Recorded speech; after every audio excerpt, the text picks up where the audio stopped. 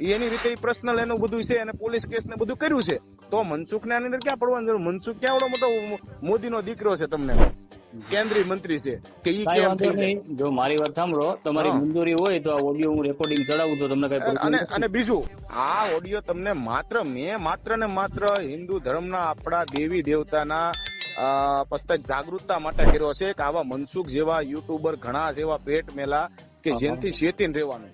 હા, હા. એને એની એક વસ્તુ યાદ રાખજો, ઈ જયારે તમારી પાસે આવે ને તો પહેલા એમ પૂછજો કે તું ભગવાનને માને છો?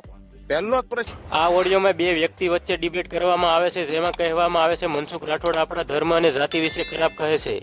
મનસુખ રાઠોડ આપણા રૂપલમાં વિશે ખરાબ કોમેન્ટ કરે છે, જેમાં રૂપલમાને એક સોર અને ઢોંગી જેવા શબ્દ વાપરવામાં આવે છે અને કહે છે મનસુખ રાઠોડ દરેક ધર્મને ખરાબ કહે છે. મનસુખ રાઠોડ ઉપર કાયદેસરની કાર્યવાહી કરવામાં આવી જોઈએ.